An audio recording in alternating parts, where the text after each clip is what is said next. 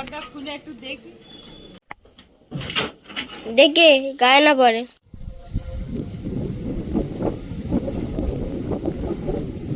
সত্যি যেন নদীর ঢেউ হচ্ছে।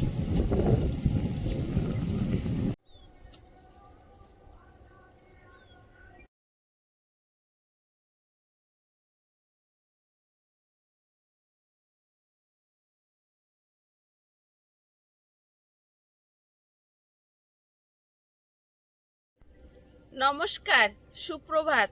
সীমার ন্যাচারাল ব্লগে আরো একটি নতুন পর্বে আপনাদের সকলকে অনেক অনেক স্বাগত। গত পর্বে আপনাদের অনেক ভালোবাসা পেয়েছি। সত্যি এমন ভালোবাসা পেলে ভিডিও বানানোর আগ্রহটাও বেড়ে যায়। তো প্লিজ এভাবে আমাদের সাথে থাকবেন আগামী দিনগুলোতে। আর যারা প্রথম দেখছেন, চ্যানেলটি সামনে এসেছে, ধাক্কা মেরে সরিয়ে দেবেন না। চ্যানেলটি সাবস্ক্রাইব করে আমাদের সঙ্গে বন্ধুত্বর হাত বাড়িয়ে দিন। প্লিজ আমাদের সাথে থাকুন।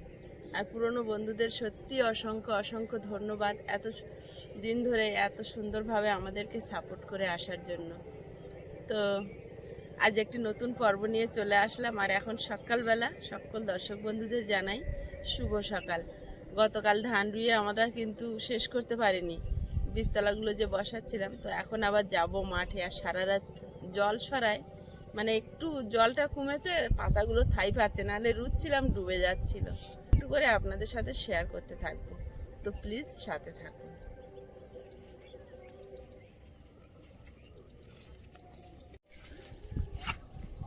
গতকালকে আয়ুষের বাবা এইগুলো সেট করেছে। লাগা ছিল অনেকদিন, কিন্তু সময় হচ্ছিল না।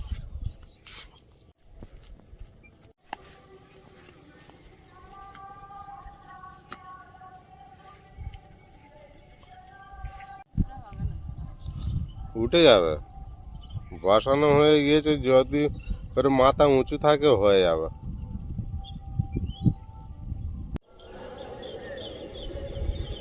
এদিকে কোথায়? এই পুকুর পাড়টা নিয়ে যাবো, তুমি নেমে বেশি জলটা রও। এখানটা রোয়ার কথা মনে পড়লো।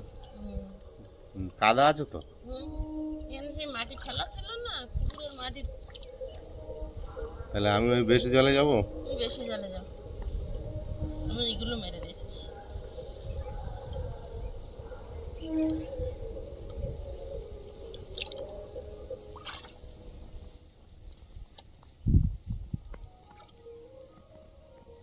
এগুলো পুরো ধান রুচি ওর ভিতর চলে গেছিল, তো খানিকটা ডোক কেটে নিয়েছি। ভালো আছে ওগুলো?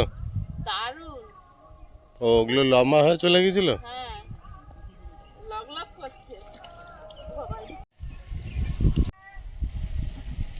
বন্ধু সব কি সুন্দর হয়েছে দেখো।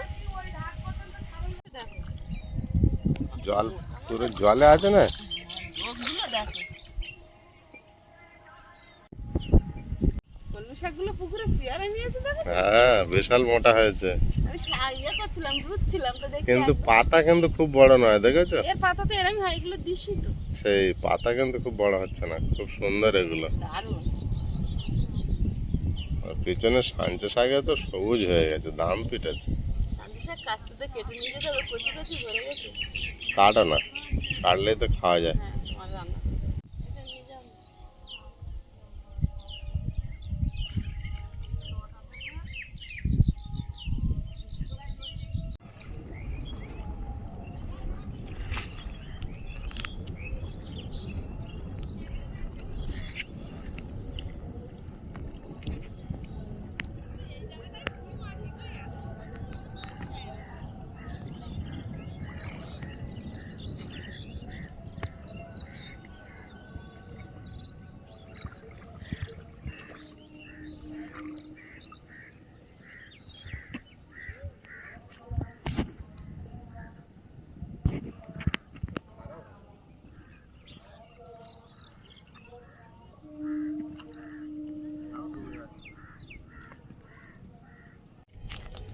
লোকের মানে বীজতলা বাদ দেওয়া, বীজতলা নিয়ে বসাচ্ছি, কি হবে জানি না। বসিয়ে দিয়েছি ওই পার থেকে পুরোটা।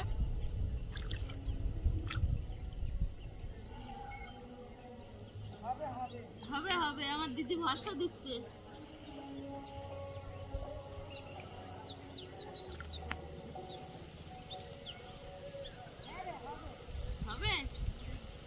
যাক কি হয়, বসিয়ে তো দিলাম। এত শক্ত আর পুড়তে পারছি না।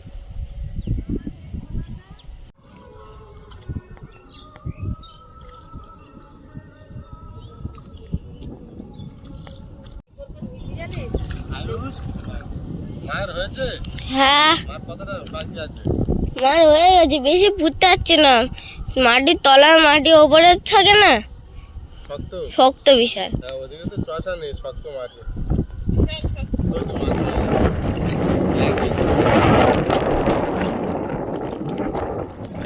আমি 5 বিঘা মতো চাষ করে আসলাম, তুমি আমাদের 2 বিঘা চাষ করতে পারোনি? এক 5 বিঘে, এক কাটা হাফ কাটা করতে হবে না। 5 বিঘা চাষ করেছো?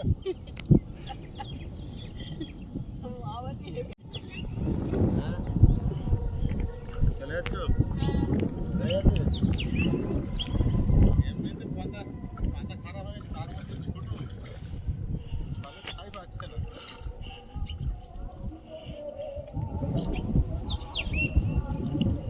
খুব মারার মতো করছে, যেখানে খাই পাচ্ছে সেখানে দিয়ে দিচ্ছে।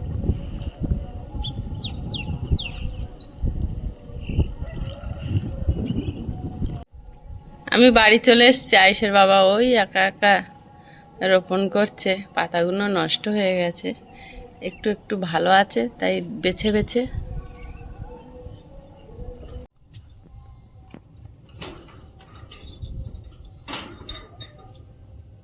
ধান ধুয়ে উঠে এসেছি, আয়ুষের বাবা গেছে বাজারে বাজার করতে, আর আমি যাব একটু ও বাড়িতে, কয়েকটা জিনিসপত্র নেওয়ার আছে। আর গাছের পেঁপে পাড়ার মতো আছে না পেকেছে একটু দেখে আর কি। আয়ুষ আর আমি যাব, চলো আয়ুষ। পুরনো পাড়ায় যাচ্ছে, আয়ুষ আগে আগে যাচ্ছে।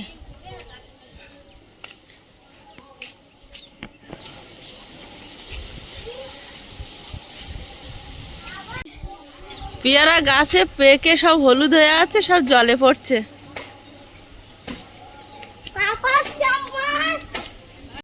এই তো ঘরের ধারে হেভি জিনিসপত্র এসেছে, এই তো কি সোনা দানা কিনেছো? এই তো চুড়ি কিনেছি। ওরে বাবা, লকারে তুলে রাখো। ও দিদা কেমন আছো? ভালো আছি। একটু কাদা কমেছে তো, একটু যেতে পারো তো, নাকি একবার পর করে দিয়েছো? কখন যাচ্ছি বলে? কাকি ফোন করেছিল, তাই আমি বলি যাই দেখি। ও গাছে দুটো পেঁপে পেকেছে তো, হ্যাঁ, পারবো কি করে? লাঠি দিয়ে।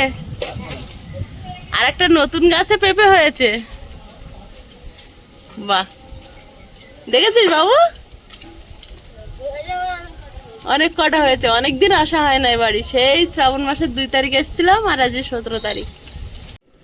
ঘরটা খুলে একটু দেখি কি পরিস্থিতি আছে, একদিন এসে পরিষ্কার করবো, তাতে আর সময় হচ্ছে না, ওদিকে গুছাতে গুছাতে এদিকে আর সময় হয় না।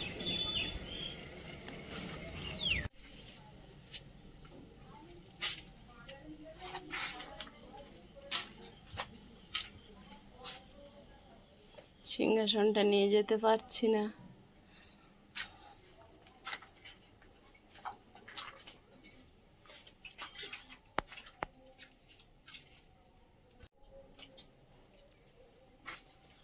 আসন বোনা ফ্রেমটা নিয়ে যেতে হবে, একটা আসন বানাতে হবে।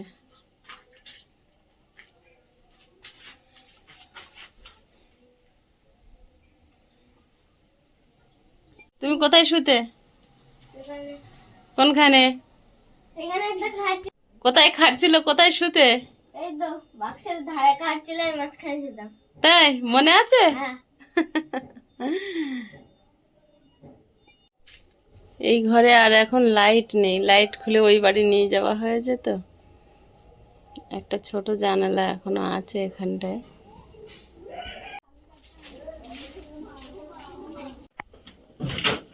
দেখে গায়ে না পড়ে। পুরোই খোলা, জং ধরে এগুলো সব ছাড়িয়ে গেছে। এর ফলে কয়েকটা জিনিসপত্র আছে, বের করব। কি আছে এর মধ্যে?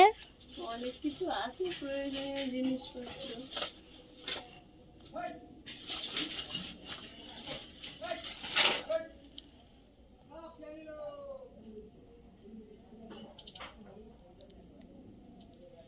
ভিতরে কিছু কাঁথাও আছে।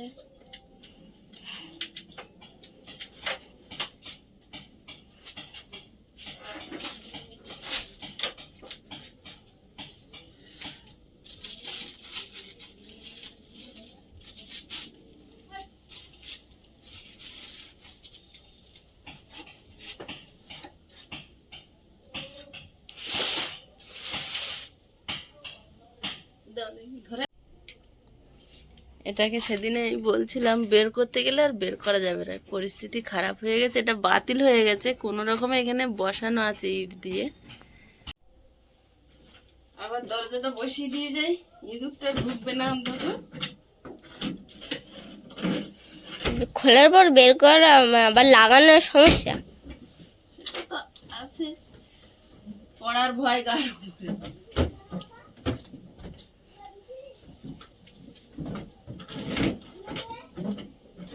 আগে তো আমাদের সেট করা ছিল, খুলেছি আবার।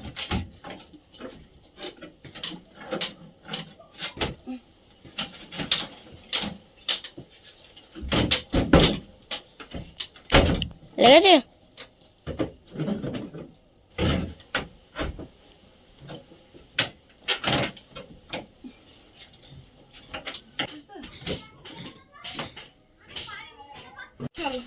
চল প্রয়োজন মতো কিছুটা নিয়েছি। এবার পেঁপে দুটো পেকেছে দেখছি, ওই দুটো পারবো।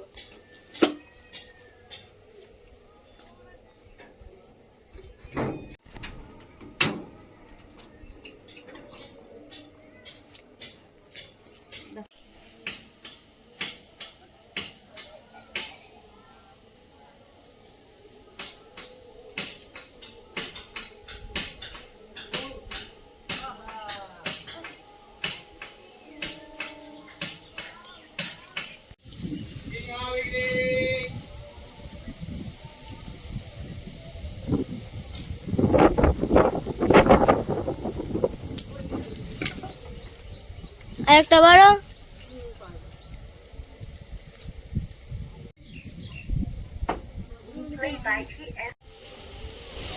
ও কাকি, কাকি খাওয়া হয়েছে?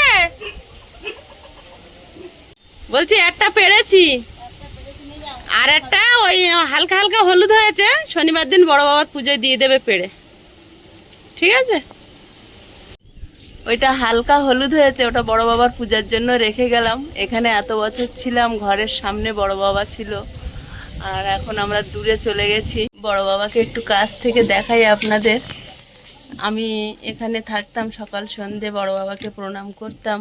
আর ওনাদের বাড়ি কোনো সবুজ অসবুজ হলে ঠাকুর ঘরে আসা যায় না, তখন পূজাটা আমিই দিতাম। তো এখন এই শ্রাবণ মাস, বাবার জন্ম মাস, এই শ্রাবণ মাসে 4টে শনিবার ওনাদের বাড়ি এই বড় ঠাকুরের পূজা হয়। তো প্রথম পূজায় আমরা এসেছিলাম, সে ভিডিও আপনারা দেখেছেন। আর আবার লাস্ট পূজার দিন হয়তো আসবো, তার আগে একটা শনিবার পড়বে, তাই জন্য একটা পেঁপে রেখে গেলাম, বাবাকে দেবে। মেঘ করেছে, মেঘ করেছে। চলো, আমি আরো সকালে উঠে জ্বালানি রোদে দিয়ে এসছি। আয়ুষ পেঁপেটা পেয়েছে, খুব খুশি, পাকা পেঁপে খুব পছন্দ করে। ভালো, চলো বাড়ির ধারে চলে এসেছি। তো আজকে রোদ বেরিয়েছে, কিন্তু আকাশের দিকে গেছো মেঘ হয়েছে, বোঝা যাচ্ছে না কি হবে।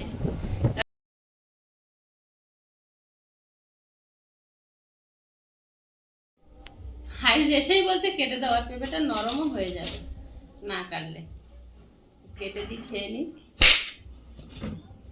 তাই তো? আয়ুষ এক্ষুনি রাজি খেতে। আমি আগে খেতাম না, তারপরে কেন খাচ্ছ? বাবা একদিন জোর করে খাইয়েছিল, খেয়ে দেখি কি মিষ্টি। এর ভিতরে 5টা দানা হয়েছে। হ্যাঁ বাবা, 4টে তো, ওই না দেওয়া, ওর পিছনে আর একটা আছে। 5টা? হ্যাঁ।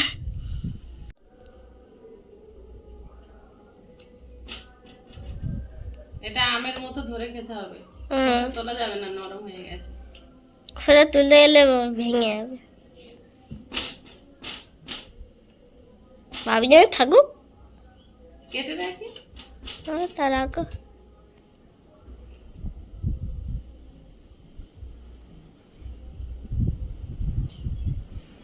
ঝড়ের মতন হাওয়া হচ্ছে। ঝড়ের মতো আওয়াজ হচ্ছে। ওইটা দেখাচ্ছেন? টেস্ট করে দেখছি, দারুণ মিষ্টি। তো একটা খাওয়া একটা পিস। এসো, তুমি খাও।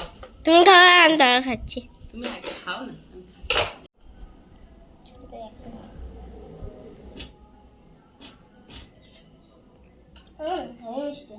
খাও। আমাদের ধানগুলো রয়েছে, এবার শুধু তাকাচ্ছি কবে সবুজ হয়ে উঠবে।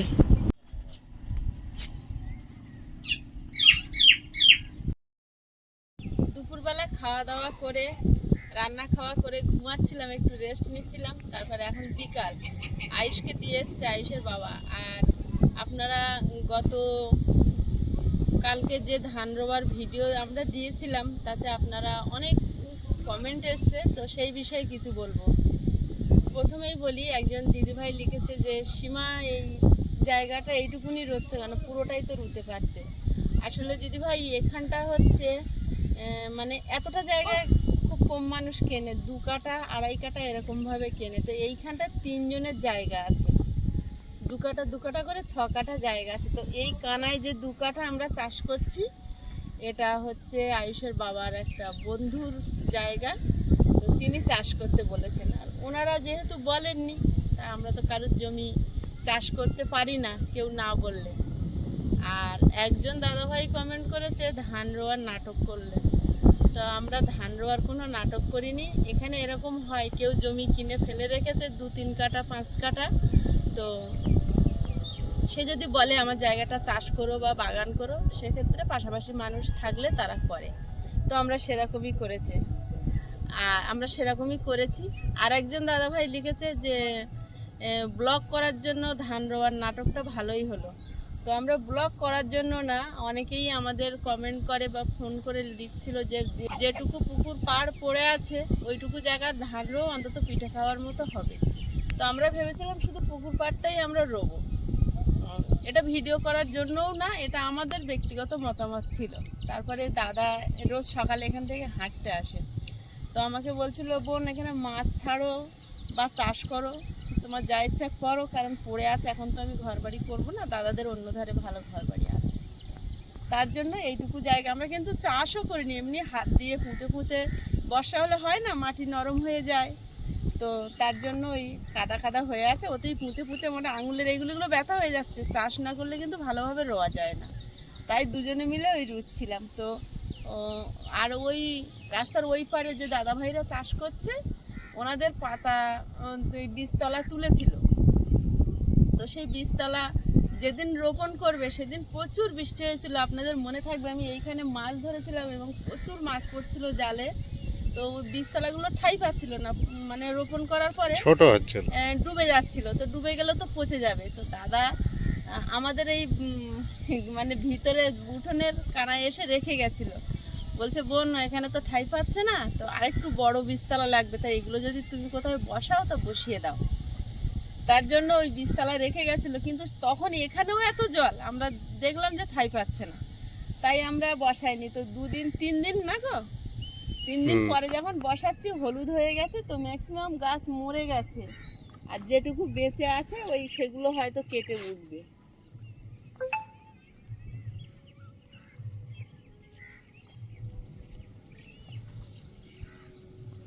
এইগুলো মরে গিয়েছে, যেগুলো পুরো হলুদ হয়ে গেছিল সেগুলো মরে গেছে।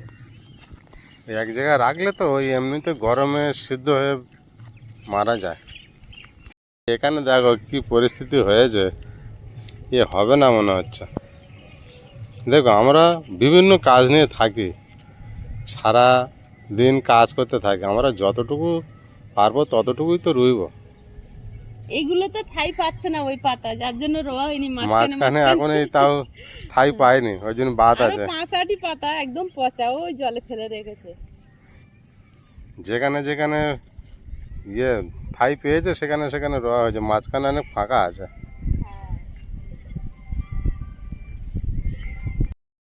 এই কর্নাটে এগুলো হবে, বুঝলে, যেগুলো সবুজ সবুজ মাথা উঁচু করে আছে এগুলো হবে, কিছু মারা যাবে।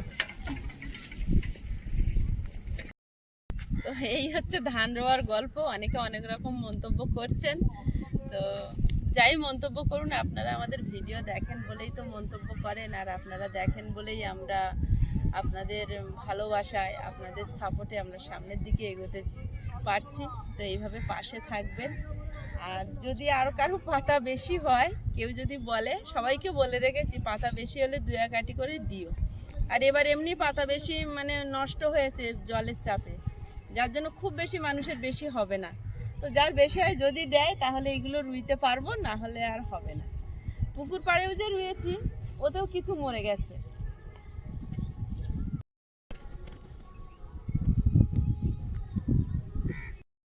আয়ুষের বাবা গেটটা লাগাচ্ছে, আমরা একটু ওই 3 রাস্তার মাথার দিকে হাঁটতে যাব। আয়ুষ পড়তে গেছে, এখন আর বাড়িতে কেউ নেই, আমরা দুজন, তো একটু ঘুরে আসি। আমরা এবছর চাষের মধ্যে থাকবো কি বলো তো? তাও প্রথম দিকে যেভাবে ঘরের কাজ হচ্ছিল, ঘর চাপা, ঘরের বিভিন্ন কাজ করতে করতে তো আমাদের ওদিকে সময়টা বেশি গিয়েছে। আর ওসব চাষ করতে গেলে ধান ফেলার প্রস্তুতিও নিতে হতো না। টাকা দিয়ে আর কি জমিগুলো সব নেওয়া যেত, সেটা অনেক আগে সময় লাগবে। আমাদের ইয়াতে সেই সময় ছিল না। আর জমিতে কেউ ফ্রি দেবে না সবাই, ওটা বন্ধু বলে হয়তো বলেছে চাষ করা, সবাই তো আর দেবে না, ওদের টাকা দিয়ে নিতে হতো। আমরা 3 রাস্তার মাথার দিকে চলে এসেছি। এখন চারিদিকে ধান চাষ হয়ে গিয়েছে, মাঠটা অন্যরকম পরিবর্তন হয়েছে একটা দেখতে। পিছনে তো আমাদের পিছনটা দেখুন, সবুজ হয়ে আছে, একদম দেখে চেনা যাবে না যে এটা গ্রাম নাকি কোন পুরো জায়গায় আছে সবুজে এটা। সবুজ। আর এই ধানগুলো আগে রোয়ার কারণে দেখুন একদম কালো হয়ে গেছে, সবুজ ডিপ সবুজ হয়ে গেছে, মানে গোল হতে শুরু করেছে, পেনা ছাড়বে এবারে। এক একটা সময় এক একটা পরিবর্তন। কিছুদিন আগে একরকম ছিল, শুধু জলে পরিণত। এখন ধান রোপণের পরে পুরো সবুজে সবুজ, এখন একরকম। আবার কিছুদিন পরে ওটা গিয়ে ধান পেকে পরিণত হবে, সোনার ধান, তখন সোনার ধানে পরিণত হবে। আবার রিক্ত শূন্য মাঠটা পড়ে থাকবে, তখন আবার রবি শস্যের কিছু জন্য কিছু দিন যাবে আর কিছু কিছু সময় চেঞ্জ, মানুষের তোড়জোড় শুরু হয়ে যাবে। পুরো মাঠকে মাঠ সবুজ হয়ে আছে। আমার সোনার বাংলা, আমি তোমায় ভালোবাসি।